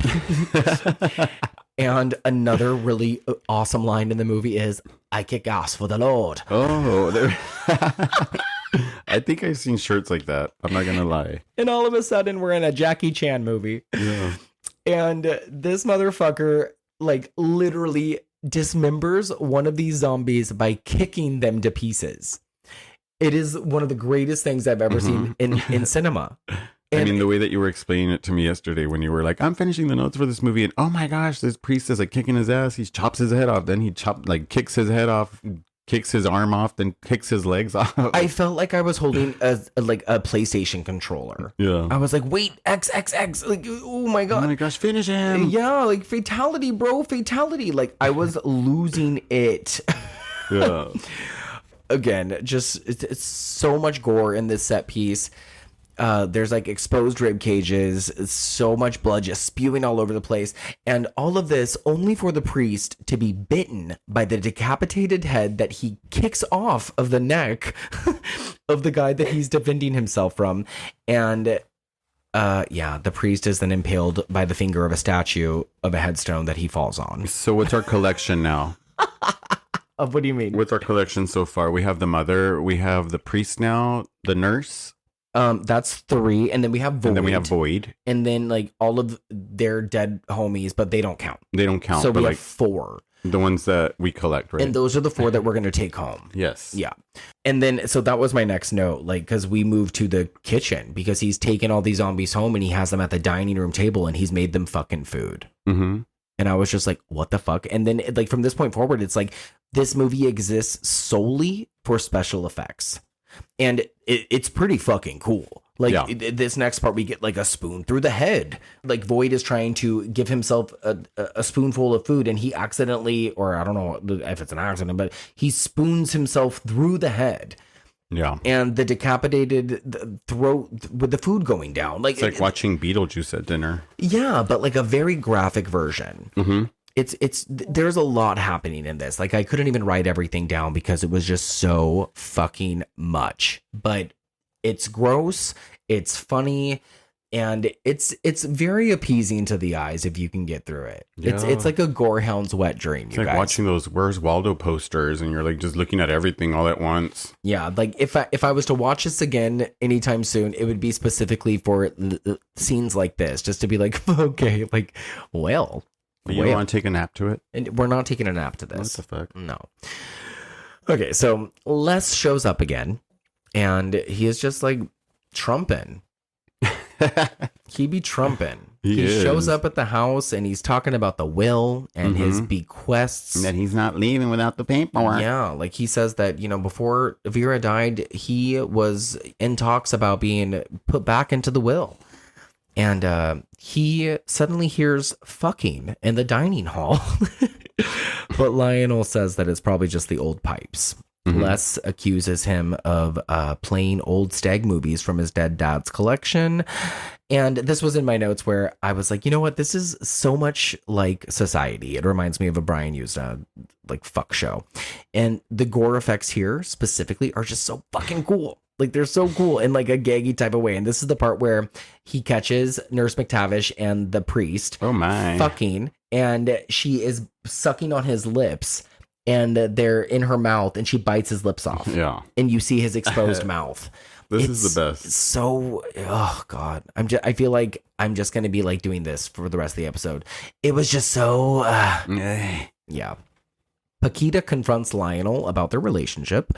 Roger, the guy from the beginning, attacks Lionel and tells him to leave Paquita alone.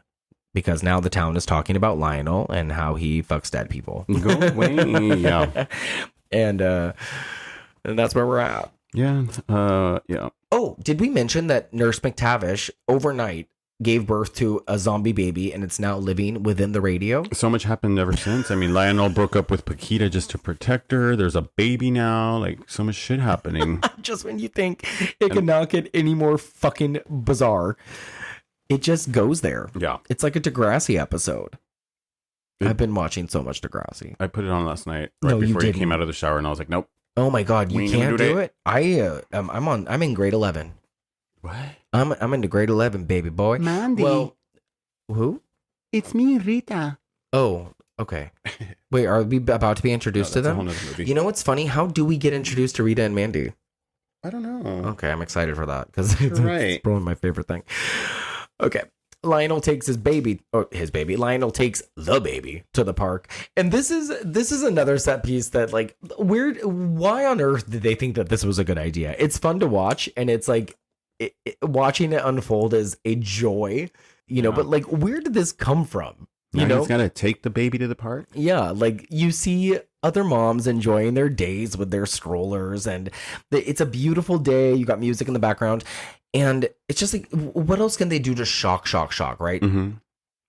Like watching Lionel mimic the other mom stuff is fun, but this is like right out of a Larry Cohen movie. It's like Jim Henson, Larry Cohen did some mushrooms together and we're like, what can we contribute to this Peter Jackson film? Like, why do we have to take him to the park? It's like why? A grown-ass mutant guy in a suit. That was born within hours. Yeah, is being chased around the park and Lionel is like beating the shit out of it. Everyone is horrified. I've never seen a Pee Wee Herman movie or show or episode, but I feel like that this is what it would look like. Absolutely.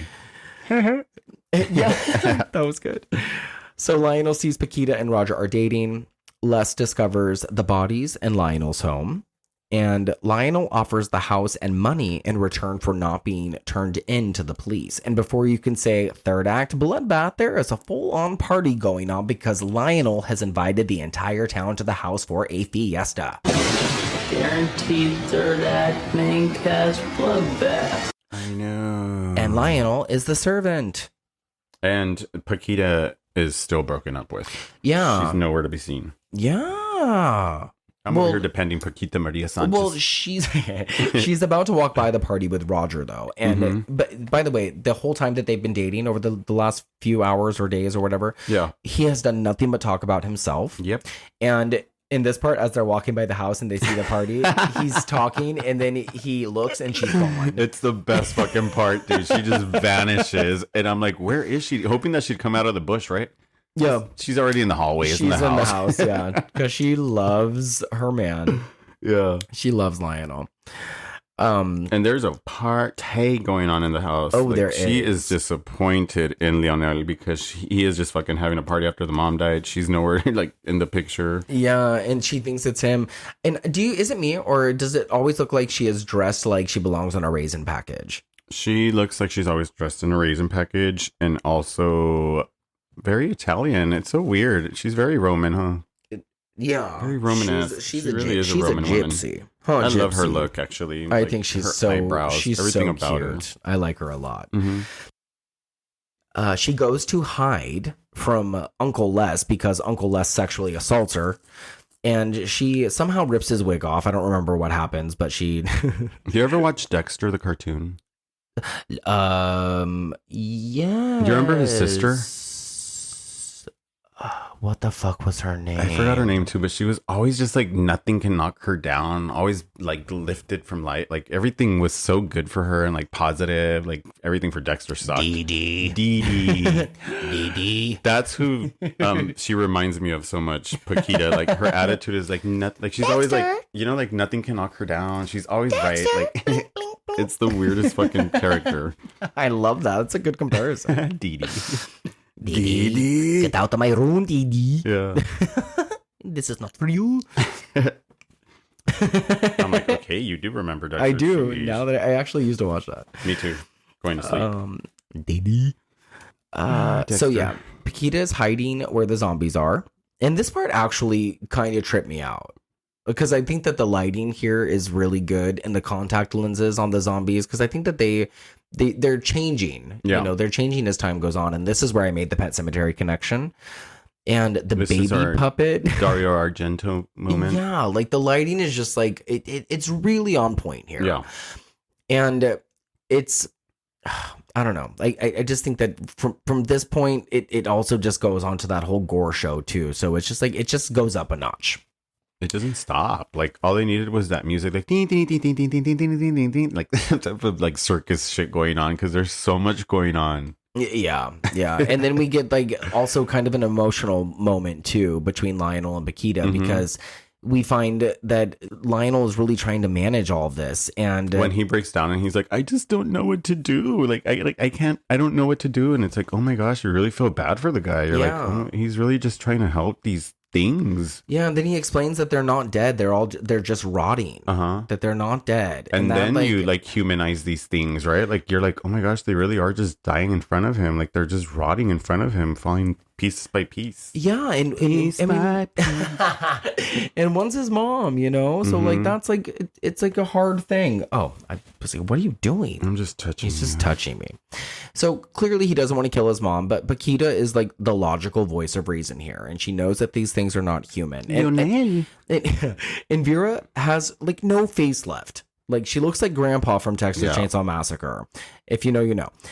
And if you're stoned enough, this scene might play out more sad than not. Like if you have swapped the tone of the film to something more serious, it would be really fucking depressing. And I'm sure I'm sure we've seen something like this before. Like this is actually kind of sad. It really is sad. Anyway, he poisons Vera up the nose with a syringe filled with poison, so we think, and then the baby, and presumably everyone else, and then we cut to them having buried everybody. In the basement. In the basement. At the same time the party's going on within like an hour. 5 minutes. I mean, it's like and no fucking dirt on their clothes. Oh, like, yeah. This girl is walking out with her dress completely clean. It's a movie. Yeah. That was my note. Oh yeah, there's a party happening. There's a party. Yeah. So they return to the party, but Les throws Lionel back into the room with the buried bodies. I hate him. He sucks. And this is where Lionel discovers that the poison was something not meant for humans. It was actually something for animals. And the zombies come back to life. So this is where you cue the Power Rangers, right? Doesn't it remind you of like when they would change and like they would pop up from the floor up and like the Power Rangers, like go, Pterodactyl. Yeah, there you go. Pterodactyl. Oh my god. What was Tyrannosaurus? Saber-tooth tiger. I don't even remember them. I'm just saying what you're saying. Like no, those were at least no, but 3. they were, yeah. Saber-tooth. I'm trying to think. Trini was the saber-tooth. Was there a mammoth? No. The woolly mammoth. Woolly mammoth. No. Trini was the saber-tooth. The saber-tooth. Yeah. Trini's dead. I think Trini died. Trini did die. 2 of them died, right? Or 3. The green one died. When I was in the 3rd grade, Billy. some kid told me that the pink Power Ranger died, and if you called a phone number, you could listen to her voice. That's really and I sad. believed him, but I never called it because I didn't want to hear her voice. phone But she's like number? alive and well. I don't like, fucking what phone know. number? Billy White. You're like the phone number. The only phone number. 1-800 Pink Ranger. Pink Ranger. Okay, so this is the part where I just got kind of chaotic because just so much fucking shit happens. And like, I don't even know where to start because everybody in the basement comes back to life as zombies and then everyone else becomes zombies. So the poison made them more powerful now. Yeah, like the animal poison was like an elixir from hell for these zombies. And now they're amplified 28-day later zombies. Yeah. And we get the party is exposed to these zombies and we get rib cages ripped open. We get decapitated heads. We get faces pulled off. We get hearts ripped out. We get run Paquita. Everything. We get hands snipped away out with scissors. We get, oh my God. This is the scariest moment when Lionel is getting chased by by Void.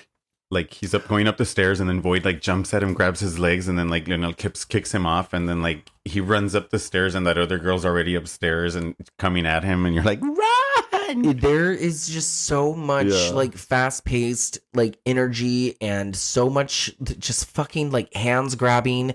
There's a moment where this is where we meet Mandy and Rita. Who they are, they're just guests at this fucking party, I guess. Mandy is punched through the back of her head with a fist. It comes out of her mouth. Somehow she is pushed against a light bulb on the wall and her face becomes a human lamp and it's just glowing for the rest of the movie. She looks fucking badass. And it's the coolest visual I have ever seen. To give you a visual, like it reminded me so much of Late Night with the Devil at the end before her head splits. Yes. But like the same effect of the lighting coming out of the eyes and the mouth and like the ears, like the entire fire, like being, the head being on fire. Agreed. Like, it looked exactly like fucking, Late Night with the Devil. I agree. We have the man that loses his legs and lower body that you mentioned. I mean, everything is being eaten and torn apart. Lionel can't run because he's in a pool of blood. He's running in place. He's stepping on heads. It's like a terrible video game nightmare. Yeah, I love that he's like running on the blood and can't get anywhere like a cartoon set. Yeah, it's fucking bonkers. So Paquita hides in a closet. Les and the priest are in the shed. Les is like taking pliers to the teeth of the priest. It's fucking ridiculous. Like they gave this guy even more power. Like now he's fucking torturing the zombies. Like this trumping. is horrible. He is the Trump character in this movie. I'm like, this guy's death is gonna be so fucking good. I can't wait. That's why I was like kind of like smirking through him because it's like, man, like this is relatable in a sense for like today situations. The hood, Void, is ripped in half while he's attacking Lionel in the bathtub.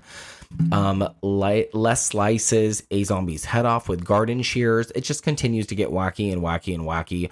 Lionel ends up in an attic crawl space. Vera erupts from the basement and pursues them. But yeah. You're fine. Oh yeah, he's getting attacked by a farting intestinal tract. Can someone explain that to me? What the fuck was that about? You saw that, right? I didn't need that. It was funny, but I didn't. It was the guts from Void, right? No clue. It was Void's you. guts. I know at one point there was kidneys attached, there was like lungs, and then I can only focus on the intestinal tract that was coming after him and farting on Which him. I thought was weird because then, like, when Lionel goes up to the attic, this is the scene where Lionel's trying to get away from this particular zombie that's ripped in half. Yeah. And he's going up the bathroom because he puts the zombie, he rips him apart in the bathtub. Then puts the zombie in the toilet, closes the toilet seat on him so the zombie doesn't get out. Lionel starts crawling up the roof. The zombie's grabbing at his legs. And then this guy's intestines come to life and they start like farting at Lionel, which it's the asshole, like farting at Lionel, the end of the intestine. And the thing it grabs Lionel's foot. So Lionel carries it up to the sink. And at the end of this scene is the stupidest because this intestine staring at the sink and we now see eyes and a mouth on the intestine, which is like, what the fuck? Like, why do they have lives? Like, why do these parts have lives now? Like eyes and mouths. I'm telling you, it's just like they had a little bit of extra money. Yeah. So they were like, let's just do this. It's like a just do this. A toe falls off and now it has eyes and a mouth. Exactly. Yeah. It's the weirdest thing. Wild. So Lionel is in the attic, finds a picture of his mom and dad, I think, and has a flashback. Mm-hmm. And then downstairs, Rita and Paquita are fighting off the evil mutant baby and are trying to blend him alive. Yeah, this is a great fight. But they're having a little luck, so they throw him out the window. And then Baby and Les have an altercation. The zombies are coming in hordes. Paquita and Rita allow Les back into the house. Why? I don't know. And then Les sees that Rita has been bit. Oh, this is the worst part. Yeah. Upstairs. Fuck off, bitch. There's your daily fuck off, bitch. Another. Upstairs, Lionel opens a trunk and then finds the skeletal remains of a woman. It's not that he opens a trunk. It's that the thing, the charm or whatever it was, the protection charm that Paquita's grandmother gave to him points at the chest. Remember? Did it? Yeah. Oh, I didn't even see that. He's in the attic. It falls off of him, off of Lionel, and then it falls onto like this little wooden plank and it spins to the direction of the chest. That's and then so funny. Lionel looks at the chest and he's like, okay, there's something in there that I need to grab. I didn't even realize.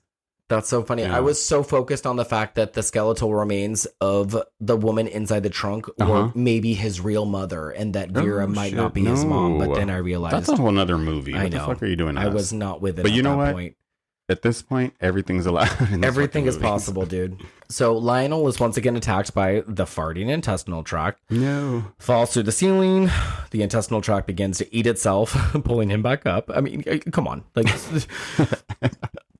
Paquita and Rita are fighting off zombies to get upstairs. Les has chopped up numerous zombies with a meat cleaver and is using a meat grinder to chop up the remains.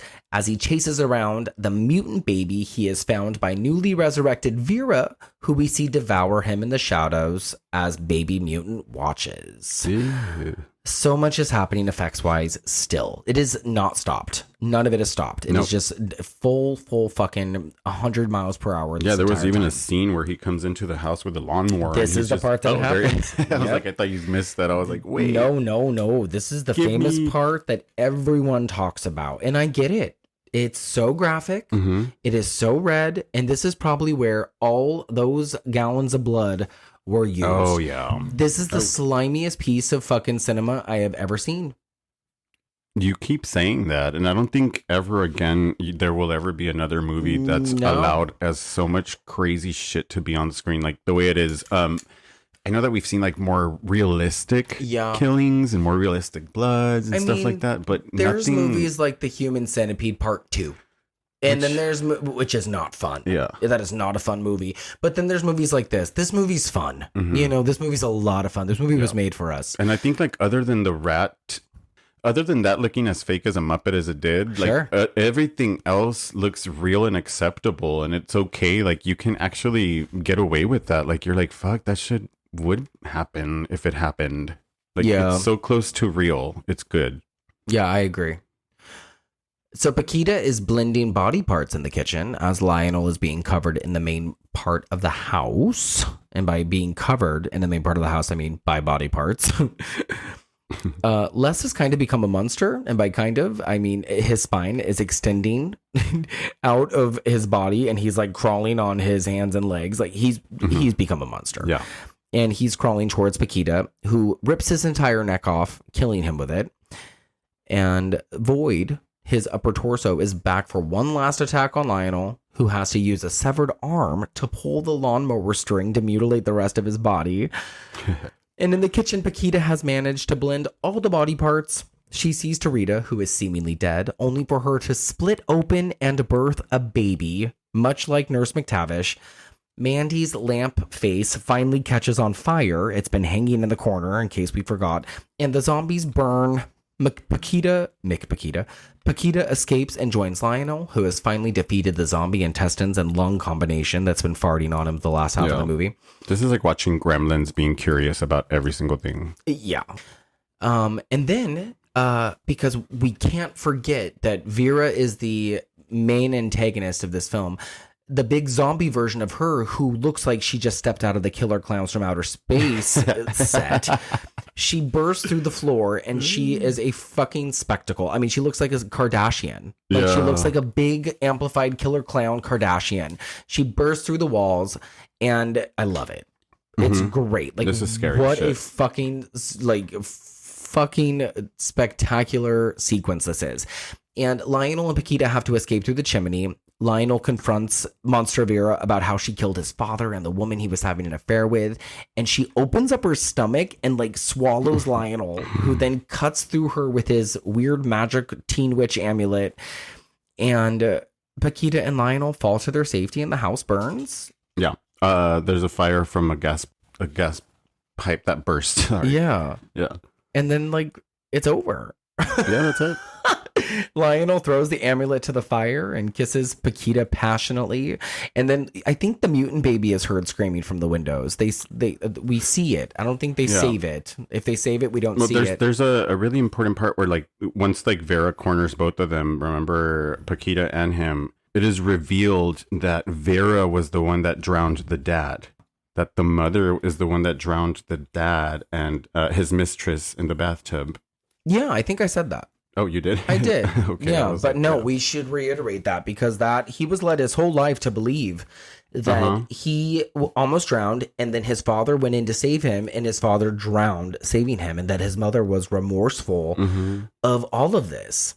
And so he has lived like an entire lie. Like his whole life has been led down like a different road.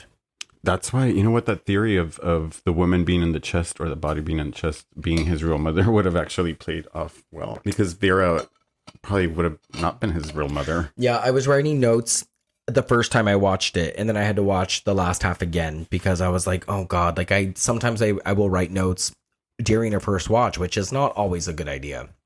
Because you should watch the first time and gain insight as a first watch, you know? But, whew. I feel like I watched it again while we were talking about it because my stomach is in knots. I got bit. Your stomach's in knots because of that gruesome puss popping shit. I know. And all the coffee. Fuck. No breakfast. Well, that was Dead Alive / Brain Dead, guys. 1992's box office success. I already said it, but I give it a 3.5 out of 5. I think it's just like a big gore show. You know, it's just if you want something gory and silly and I mean, it's not for the faint of heart, you know, if you can just get through all that stuff and it's fun. It's just a fun time. And the opening movie will literally know if you're okay with watching the rest of it. Yeah, I don't think it's a bad film. I think it's got a lot of charm. I think it's well acted, I suppose. It does what it needs to do. You know, I'm there are millions of better movies out there.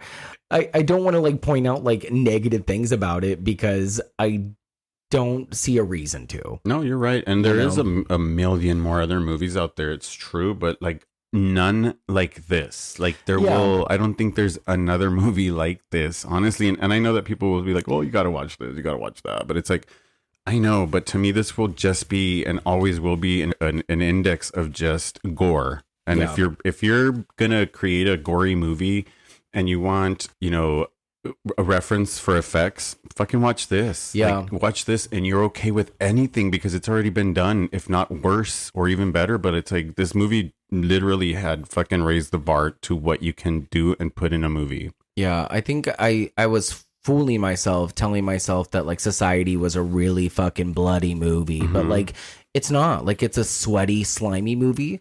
And I was telling myself that like Hostel is a bloody movie. Like that's a serious bloody movie, you know, like this is like it's a fun, gory time. Give it a shot. I can't wait to play it during Halloween. Yeah, we recommend it. So yeah, guys, we'll be back next week with Dante's Peak. Feel free to go back to the vault, listen to old episodes, go listen to our Patreon episode for our audio commentary on Hocus Pocus. That is our first Patreon episode. We're pretty happy about that. Thanks for listening. And you can you can follow us on social media on Instagram, X/Twitter, Threads, which we seem to be using more often than not, and YouTube at the Gory Gays. Do you have anything you want to throw out there, Alejandro? Happy birthday, Gypsy. Oh my God, yes. Gypsy just turned 9. And you know what? This episode is going to be dropping on Ashley's birthday. So, Ashley, happy birthday to you, sweet girl. And we are so excited to come to Tennessee. Yes, we are, dude. Oh, I'm happiest so excited. birthday. Chattanooga, here we come. Chattanooga, girl. We will see you next week, guys. We'll be back next Monday. Stay gory. Bye, stay gay. Love you. Love you most. Bye.